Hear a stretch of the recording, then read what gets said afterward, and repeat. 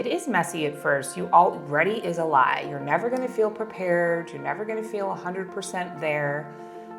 Even now that I've been doing it for a long time, every speech I go into, I try and focus on feeling so grateful to have the opportunity to be in whatever room I'm in. Yeah. And then it kind of takes away that ego that I have to be perfect and what if they don't like me? It's this beautiful opportunity we have to share our stories with other people and deepen that connection with the world around us.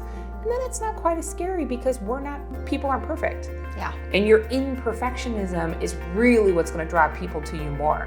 Welcome to the Storycraft Podcast for storytellers. I'm your host, Meg Adams, and I'm here to help you explore how stories shape our connections. Wondering how stories help you network and advance? Looking to bridge online and face-to-face worlds, foster understanding, and ignite innovation? Look no further. Whether you're a leader, communicator, educator, or just love a good story, join us for actionable insights and real talk with professional storytellers, all aimed at helping you build stronger, better connections. My first question for you, Jess, is to talk about your journey as a storyteller. How did you start out telling your story? Oh gosh, accidentally. Well, accidentally on purpose. I began sharing my story because I just did a Facebook Live, ugly crying, and just emotionally vomited on the internet. So I wanted to share part of my story of domestic violence survival, but that was it. I had no intention or follow through after. I had no idea where it was going to go. I just felt like I had to get this out of my system. And then once I did, it kind of became this fascinating addiction where I just wanted to share more in order to have that connection with people that I didn't even know existed. Yeah. So I find it so interesting, the way you viscerally are talking, I had to get it out. Yeah. I don't think I've ever had that experience, at least with the internet. That's fair. That's fair. But it's, when you talk, can you talk more about what that impetus was and why you decided this is the place that I'm going to tell my story? Absolutely, because the internet's a scary place for most people. I think that's why. It's very judgy and I don't know. Absolutely. Trepidation. At that time in my life, I was a network marketer, and the company I was with, that's part of what we were taught to do. Go live, talk about our product. It was a hair care line at the time. So I would go on and I would do my makeup and do my hair, and that was my way of almost indirect selling. Sure. But it had turned into this incredible community that I got to build and these really cool connections with my followers. Got it. So that part for me felt natural. This is where I went to talk to my people. Got it. Because I was, at that time, I was in a relationship, but it wasn't necessarily healthy. So I still felt pretty isolated, but I was a mom. I was a mom of 3, and I wasn't out in the world a whole lot. Yeah. The timing of it was very purposeful and unique. My first husband was not a great guy. Our marriage ended because he was abusive. I could never hold him accountable in the legal perspective. And so at this point, he had been arrested and charged for almost killing his second wife during an act of domestic violence. So, oh man, we went through this huge trial and all of this. He was out on bail. It was very scary. And then we finally get there and he's convicted and then sentenced to 20 years in prison. Wow. And while I was so conflicted with these feelings of, finally we're safe. He's not out. Is this real life? How do I tell my children that their father's gone for 2 decades? And then almost this visceral, I have to tell people what my life is, because this was almost 10 years after I had left our marriage, and people in my life had no idea what my marriage was. They didn't know the struggles the kids and I had faced or were still going through. So it just felt like now I had this beautiful kind of responsibility to talk about it and let people know, you thought you knew me, but you didn't.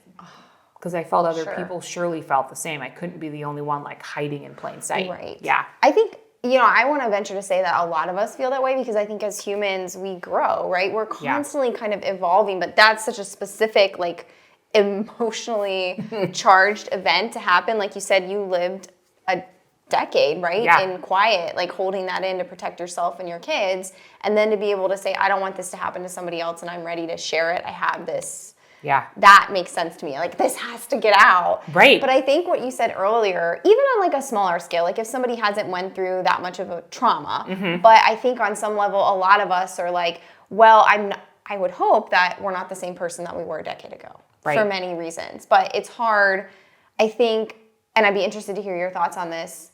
How did you get the courage to get out there when you knew that people might judge you, or you knew, I'm going to guess you had some trolls, you had some people who weren't happy that you were talking about these things. Yeah. And so I think, at least for me personally, but I talk to a lot of women, there is that fear. Yes. It's a real fear that if I don't perform or if I'm not making everybody happy, that just feels really scary to me. Yeah, it's terrifying. And I mean, honestly, in that specific moment, I just threw caution and care to the wind. And it worked. However, being real and authentic is and should be kind of a calculated risk. Yes. There were still certain things I didn't say. Maybe once in a blue moon, that video will like pop in my memories and I'll watch part of it. And like, I had a hard time saying he was in prison. I said he was away. And I was very worried about the public perception. And honestly, it was insanely supportive, very welcoming. For me, it has always been his family, them finding out, because they are very much of the mindset that he's not this person and, you know, defending of him. All kinds of, I'm the bad guy. We could have like therapy. Oh my gosh. Yes. But that's. And then my kids. So that was, you know, this Sure. is my story, but it's their father and they're wrapped up in it. So as I kind of learned where I wanted to go with the storytelling, I pick and choose very purposefully what I share and don't share in order to kind of protect their own story. Absolutely. Yeah. Thank you. And I think that's something that everybody should do, right? You think through like the implications, and I don't think we can always account for that, right? Because sometimes like you're on all the time. Like I love your social media accounts. Every morning, but we need, I feel like we're so much closer because I see you every day. And that's the power of the beauty of the internet. Yeah. So I'm curious to know, how did your community, you have a very large community, a very, like you said, supportive community online. Yeah. How did you grow that connection with them? Again, you said you were just sharing your story, crying on the internet. How did you connect to people and how did you build that out? I mean, you do have to get to a place where you love yourself so much and you're very convicted in your path and your purpose that even if somebody sends you a nasty message or a not nice comment, it's okay because it's them and not you. You're very okay with who you are. Yeah. And then don't be afraid to talk back with people. Sure. Engage with them. That's really how it went for me. When you get a DM, take the time to talk to them. Yeah. I equate it to like if I was on the street and someone paid me a compliment or said, hey, my kids go to school with your kids. And I just... who does that? Right. I mean, you can't always talk to everyone. Sure. But just being exactly who you are, whether you're shy, which I'm not, and that's okay, but I'm also not for everyone. Right. Show up as yourself. It may feel weird, but it gets more comfortable, and then you find the right people who really are pulled towards your energy, and vice versa. And you learn so much from them, and they learn from you. How did that help you grow as a storyteller? Because I just want to give, like, I followed you, so I'm aware of this, but I've seen you in your prime. Like, Jess is a phenomenal speaker. Oh. So, but you've told me, like, but I just started, I'm going back to, like, literally just telling my story, and it was a mess, maybe, or it wasn't, like, it wasn't calculated, probably, and that's what I think that's another thing that I'd like to dig up, too, because I think that's another fear that I hear as well, is, like, well, like, it's performative. And so where's that line between you hear people say like, well, I did this take like 50 times to get it right. I'm sure you weren't doing that at the beginning. No. And I don't really do that now. Yeah. I mean, you have to know if it comes out bad, it comes out bad. Next time it'll be better. Sure. You learn from that in real time. And it gave me confidence initially in my storytelling. Like, oh, wow, I'm sharing something that I think is really gross and awful, but it's resonating with you and being helpful. So then all of a sudden it builds these blocks of confidence to give me the ability to share more publicly. And it is messy at first. Ready is a lie. You're never going to feel prepared. You're never going to feel 100% there. even now that I've been doing it for a long time, every speech I go into, I try and focus on feeling so grateful to have the opportunity to be in whatever room I'm in. Yeah. And then it kind of takes away that ego that I have to be perfect and what if they don't like me? It's this beautiful opportunity we have to share our stories with other people and deepen that connection with the world around us. And then it's not quite as scary because people aren't perfect. Yeah. And your imperfectionism is really what's going to draw people to you more.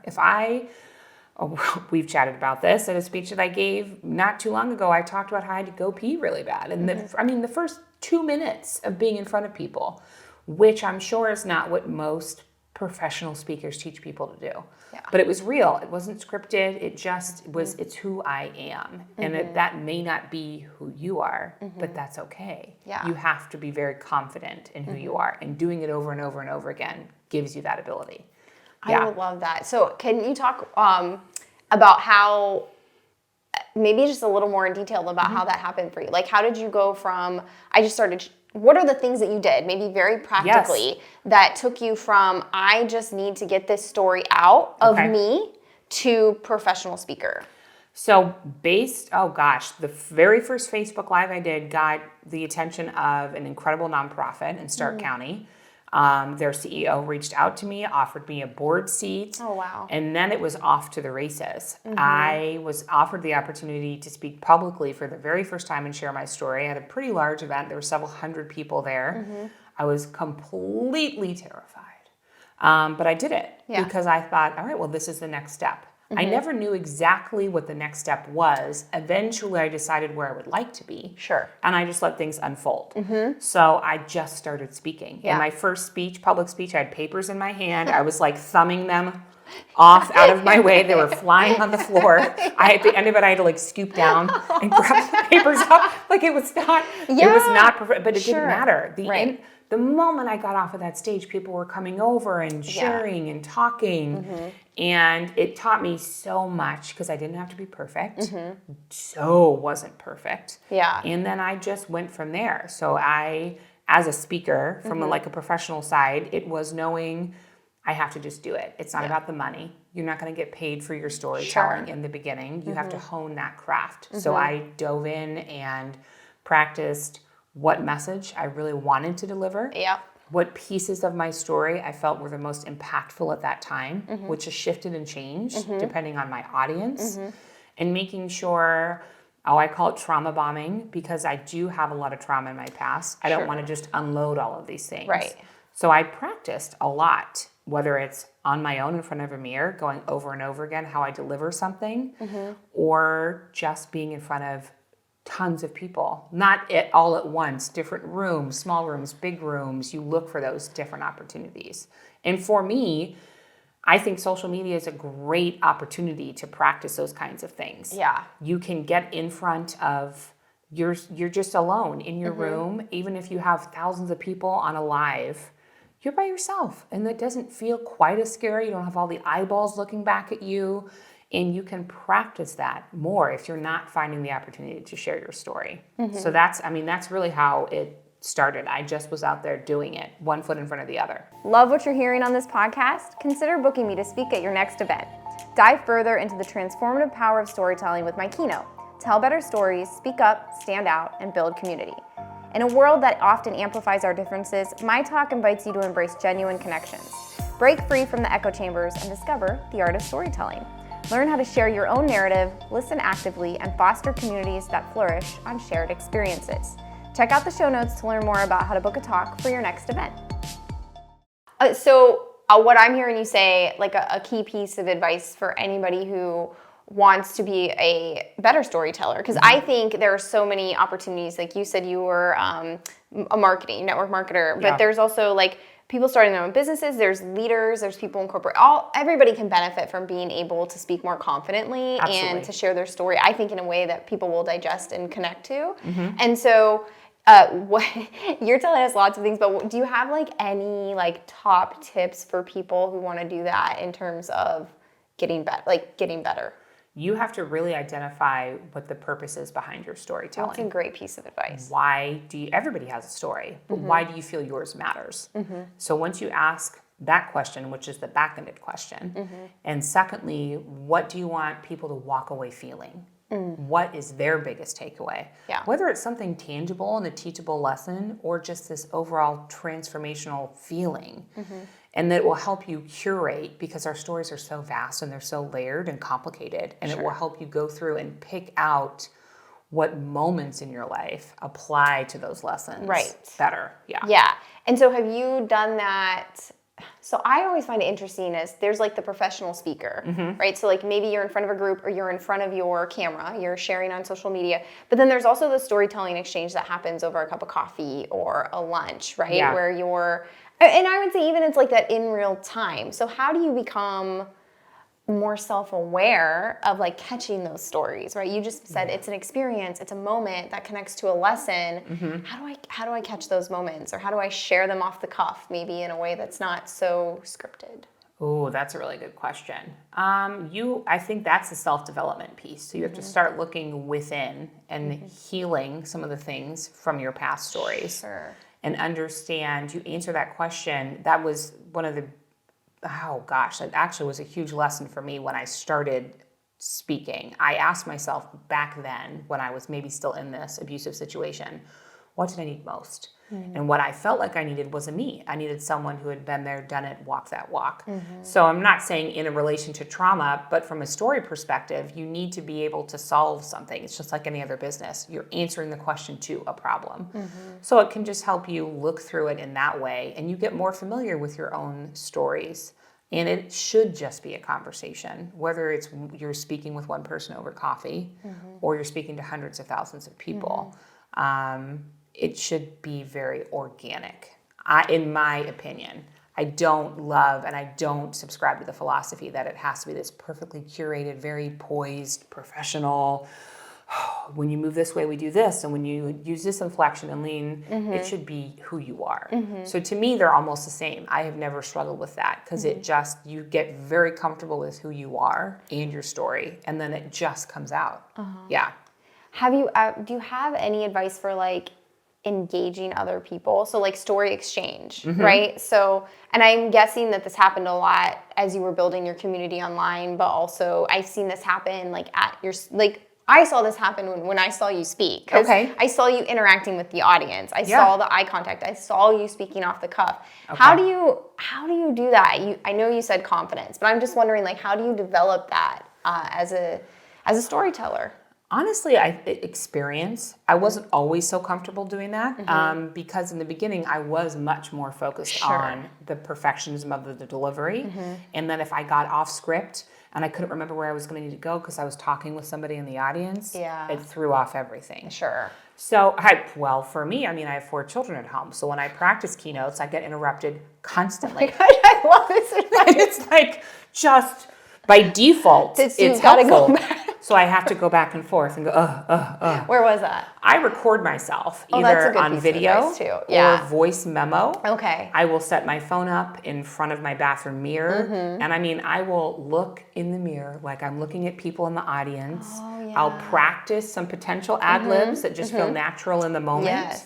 And then I don't always go back and watch it, but I like being able to see a visual representation of myself because I feel like it helps with the muscle memory part. Yeah, absolutely. So even from an experience perspective, I agree with just the repetition, but it doesn't have to be in front of people. It can be in front of your bathroom mirror.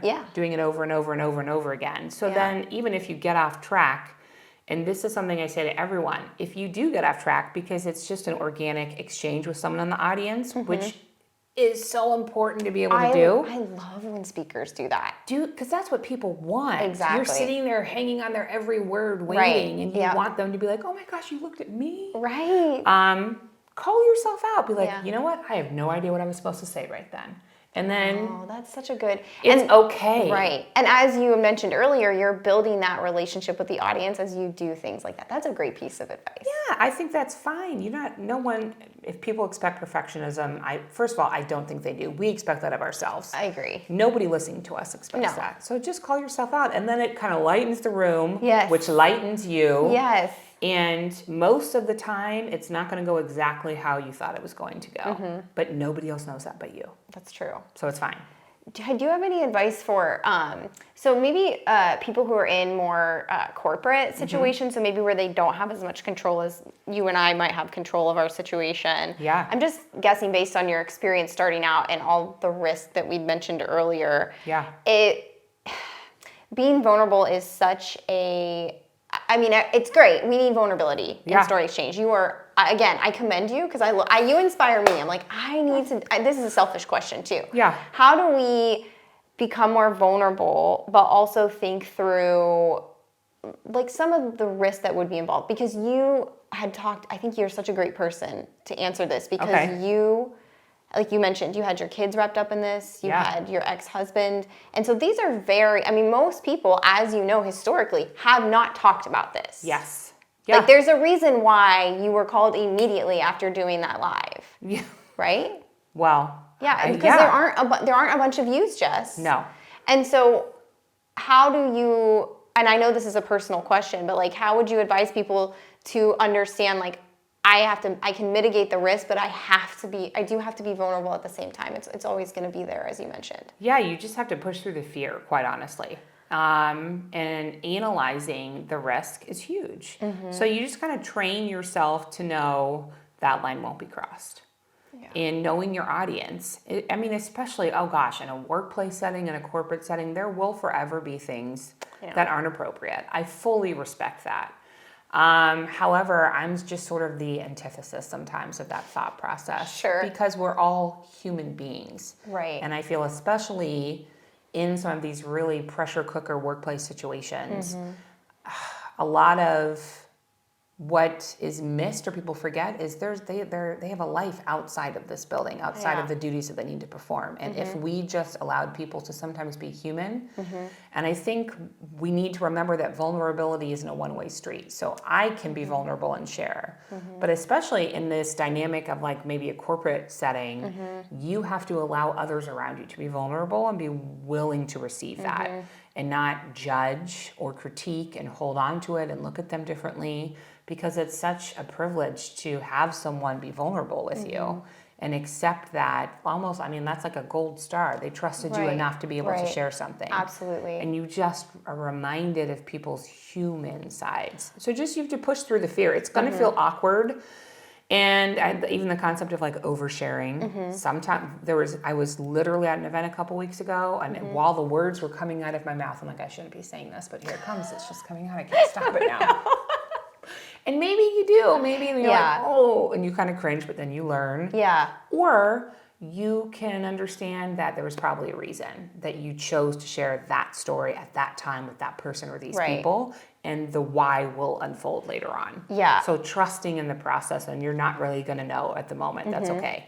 I think that is such good advice and goes back to what you talked about earlier, which was like really honing in on your purpose and your why, like really being firm in that, but also at the same time confident in yourself. Like I love myself, so I know if I take a hit, like it'll be okay. Yeah. Because I think in a workplace setting, there's the potential for repercussions, right? Like so someone will judge me, and if that someone is in a position of power, and so I think as we think through, it's good to think through those questions, again, mitigate the risk, but also understand that like, I think we do need more direct communication. I think we do need people to be more empathetic and compassionate in our like society in general. Yeah. I think if we can learn how to do that, it is that two-way street though. So and that starts from that leadership level. Right. The culture. I was just going to say that. It has to start because I've been hearing like these two words in exchange, culture and climate is short term.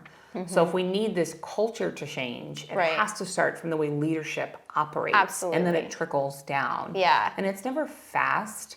But as grown adults, you shouldn't trust everybody you're around, especially at work. Right. So your vulnerable side has to not only serve your purpose, but serve you.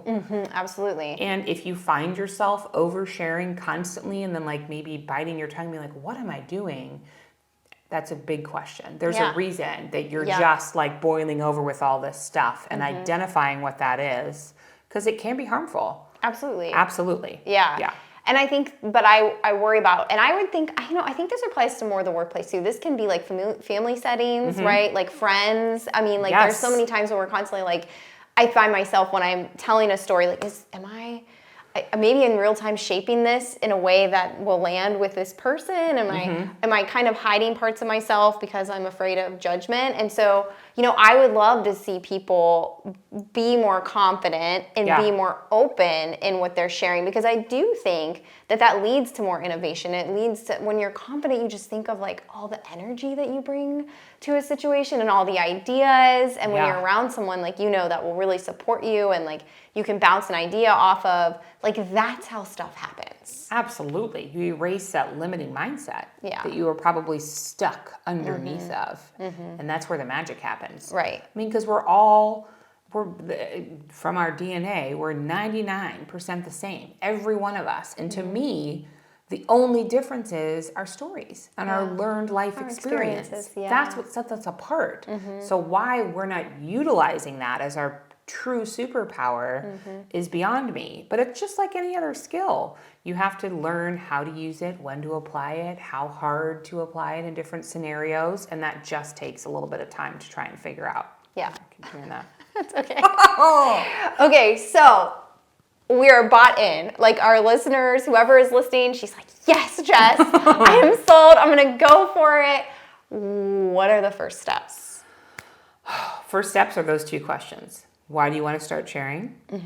And what do you want people to feel? And then, there are so many different ways for you to start. Okay, yes. So I want to talk about this with you for a little bit. If we talk about like social media, or even speaking, or even like, I'm going to speak up more at work because I want to own my story more. We've talked about all those things. Yeah. There's so much advice about how to do it. To the point where it can be crippling. Or if you're like me, I am like a recovering perfectionist, I like to say, but I feel like I have to have all the knowledge. Yes. Like I will research something to death. I will take every class and read every book, and then I will not follow through. Does that I know is my Achilles heel. Okay. But on that flip side of things, if sometimes I just go, I'm learning to just go. Yeah. But I think with storytelling in particular, it's been such a buzzword in recent time, obviously Majorly. for a reason. Yeah. But man, like, how do we, but it seems like what you're saying is like, it's just so simple. Like, are we overcomplicating, Jess? 100%. Yeah. Yeah, it is so simple because we have the power to rewrite our story whenever we want. Yeah. I can't erase chapter 9, but I can rewrite it in a better way for chapter 10. Yes. So it is sort of that overcoming the perfectionism, or especially the imposter syndrome of no one wants to hear my story. Yeah. It's not that impactful. I hear that all the time. Same. Especially when I talk about all this trauma, people are like, oh, I haven't been through that. Or no one's going to want to hear, I've had a wonderful life. That's your story. Yeah. And if you feel the need to share and you just really don't know what to or where to start, look at your past life and think of a moment, we all have them, where you look at it and it's measurable of before this happened and after this happened. Yes. The gap. Even if it's, oh my God, I got married to the man of my dreams. That's great. That can be inspirational to people who are stuck in this single life and feel those moments of pure happiness are still inspirational. It's really applying what you learned from it and sharing how you got to that place of happiness or how you overcame that trauma that people really want to hear from. And it doesn't, teaching people something is part of a story, but I think maybe that's sometimes what trips people up too. Like, being vulnerable is very, very scary, but we feel like we have to give these huge lessons. That's a good point. That are going to transform everybody's lives just by you sharing. That can sometimes be enough. Right. So I teach a digital storytelling class, and that is the number one thing that I hear from students. They're like, I'm 18, I haven't lived my life. Like, what do I... And I always tell them, I'm like, well, I think it's because you're used to like high drama movies, or I think it's getting better. So, I agree. So I'm curious to know, like, as people share their stories. So now that we have platforms, I think this generation, you have kids, right? The teenagers. As they see more people sharing these, what I like to call their mini narratives, do you think that we are breaking the ceiling? Like, as you've done with some of these like large meta narratives or whatever that we've all lived under, like, this is a good girl. Because if you think back to the Disney movies, that's a great example. This is what good girls do. Yes. But now we're starting to see almost like Hollywood is meeting us where we are, because we're seeing these influencers. I agree. Yeah. I completely agree. And I mean, even the influencing world has changed so much. I mean, in the past 3 to 5 years, from these perfectly curated feeds and only showing the highlights and only coming on to, talk about the best sales and where to get this. People want to see real life. Sure. And I feel, especially in the post-pandemic world, that just broke down this barrier that, we were all forced to go through this really traumatic thing together. Absolutely, yeah. No matter what age, generation, what kind of social economic background, we all went through this thing, and it had to change us. We had no choice but to change us. Right. And so now everyone's just kind of like, the jig is up. We all know that nobody's perfect. Yeah. And I think that's amazing. So I completely believe social media can still be very scary and sometimes dangerous, certainly. However, when harnessed appropriately, it really breaks down those barriers. I mean, I go on social media in like my old bathrobe with no makeup on, and my hair's grimy in the morning, and like I have bags underneath my eyes. And honestly, that part never felt weird to me because it's just who I am. It wasn't hard for me. It breaks my heart when I hear some people go on maybe Instagram stories, for example, and they're like, oh my gosh, I'm sorry, I don't have a filter on. This is just what I really look like. I hate that people feel the need to filter themselves so much.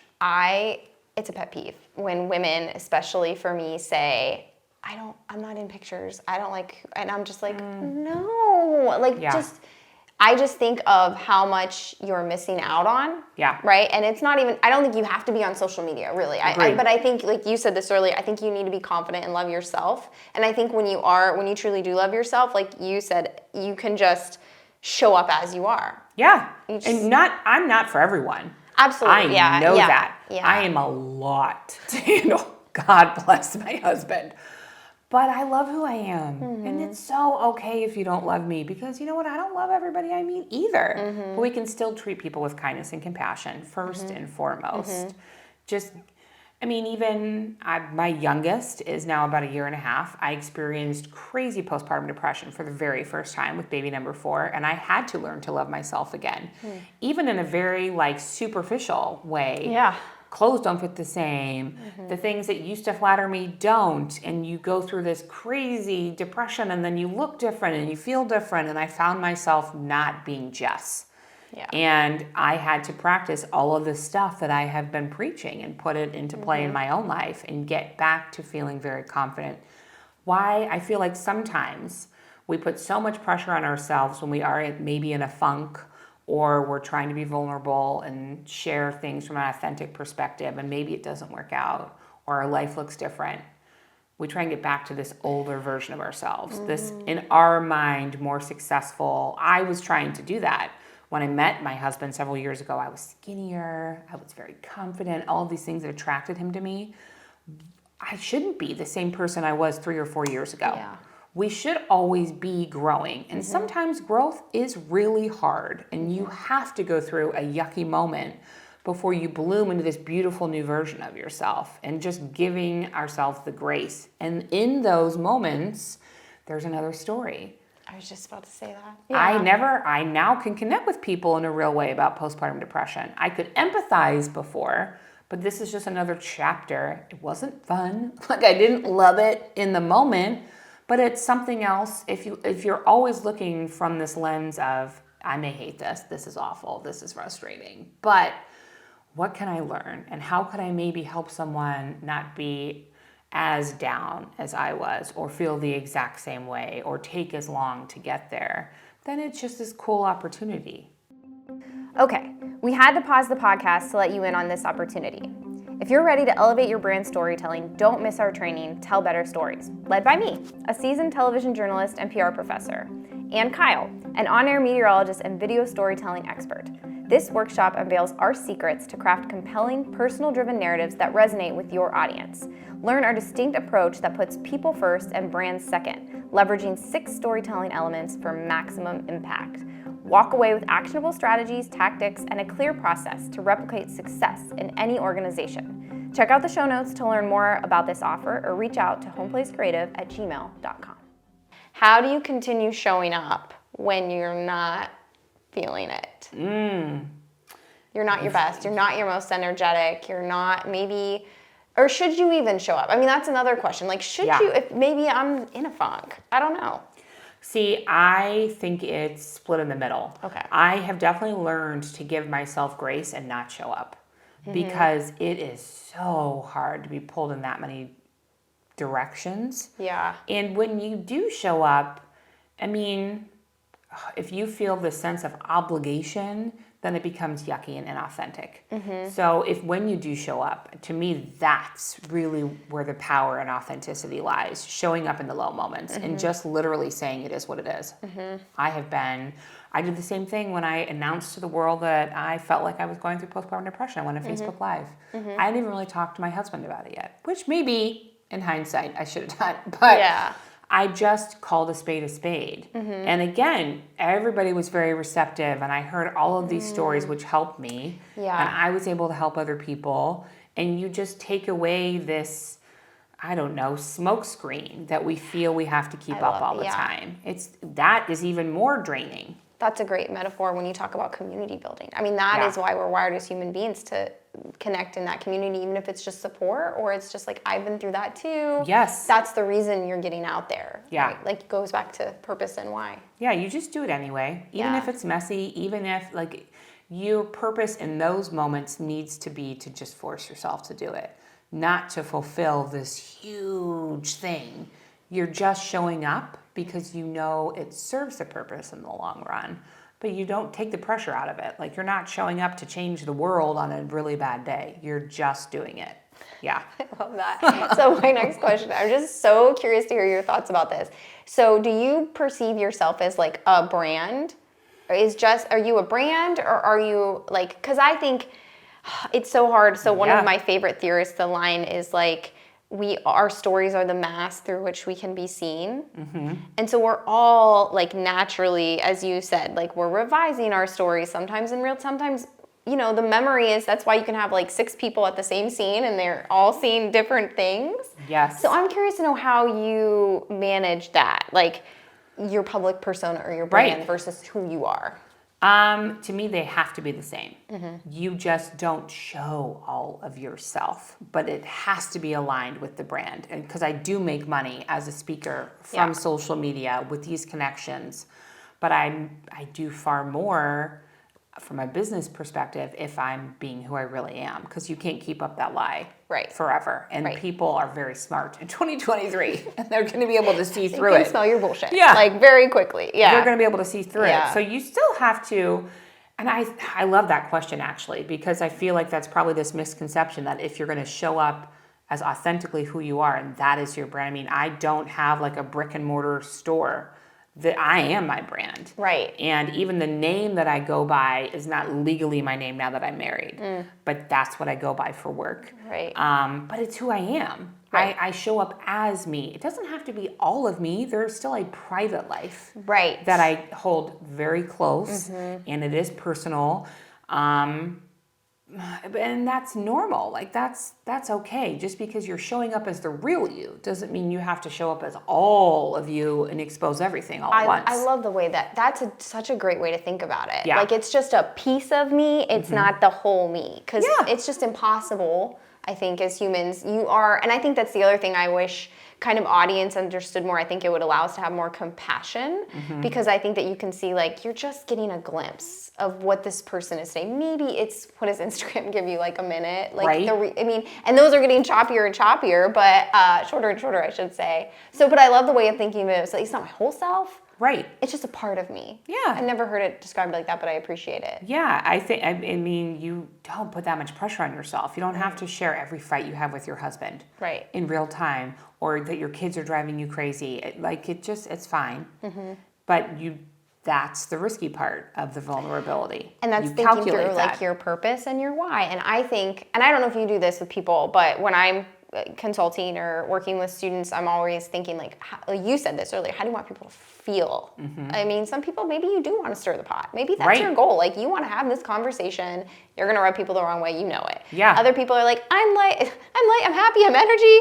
Well, that's okay. Yes. But I think identifying that piece is another important part of that puzzle too. How do I want people to feel about when they interact with me? Yes. And that's going to shift and it's going to change. Yeah, there that's a good are point parts too. of it, like I will always be loud. Yeah. I will always be like quirky and silly. That's just part of my personality. Yeah. Just as much as being a domestic violence survivor is. Professionally, I get a lot of feedback that I kind of need to like shh that part of my story down and not talk about it as much, because even the words are so triggering for others to hear. And I struggled with that for a little while because I wanted to be able to grow and have a very digestible message as a storyteller. But it is like such a huge part of my professional origin story. Right. I would never have started speaking and sharing had I not experienced what I did as a survivor. Right.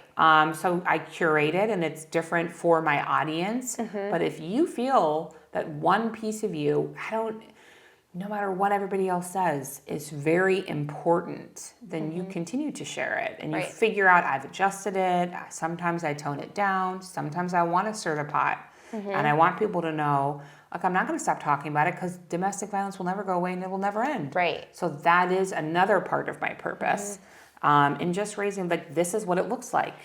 Yeah. I'm happily married with a beautiful, healthy family. Sure. However, this is all the craziness that I came from, and this is what it looks like on the other side. It's not what people always think. And I think the piece that I hear you saying too is like, know your audience. Because like if you're in front of domestic violence survivors, there are certain things I'm sure you can say. Yep.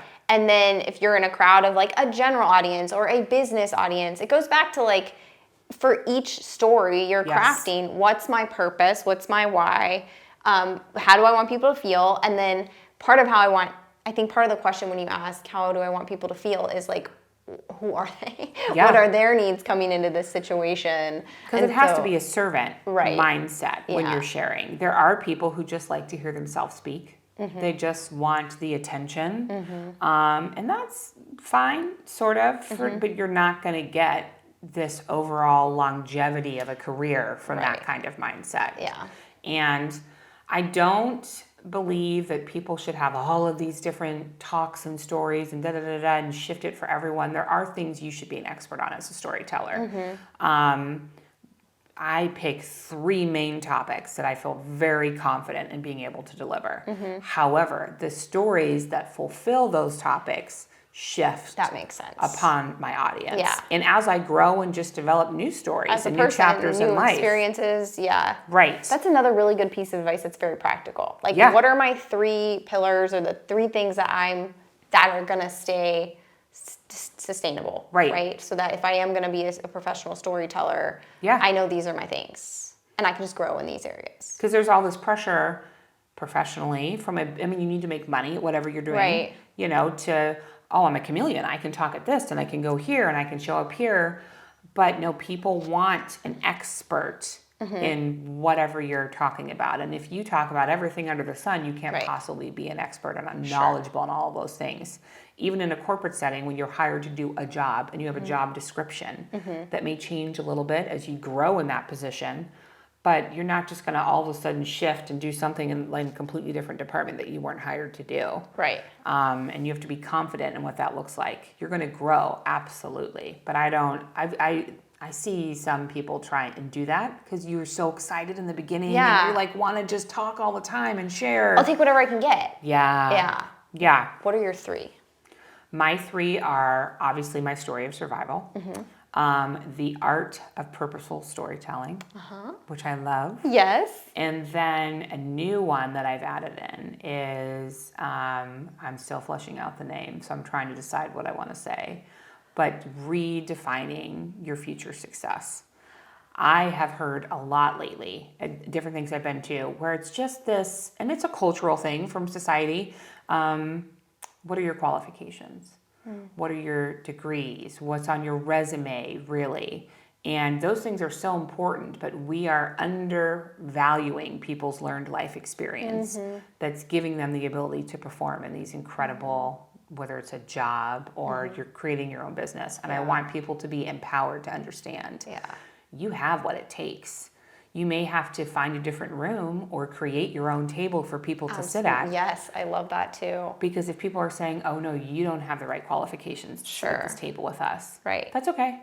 If you feel called and that's your purpose and that's your why, You'll find a way. Find another way. I love that. Oh, that's so exciting. It's like, I haven't, I don't have the title down yet, but. No, I get it. That's that a new makes one. total sense. Yeah. Yeah. Find your way, like I love the idea of like building your own table. Yes, you need maybe to. that's what I'll even just call it, building your own table. I'm thinking about trying to like create initials, like fake initials, not like MD or PhD. I don't want to devalue those things that I put like behind my name and give a funny little acronym to. Like this is my degree in life, and this is what I've earned. The life degree. Even like MOM and just giving it a different, Mom. you know what I mean? Oh, I love that. Because it's the phrase of like justing. I'm just a mom of 4.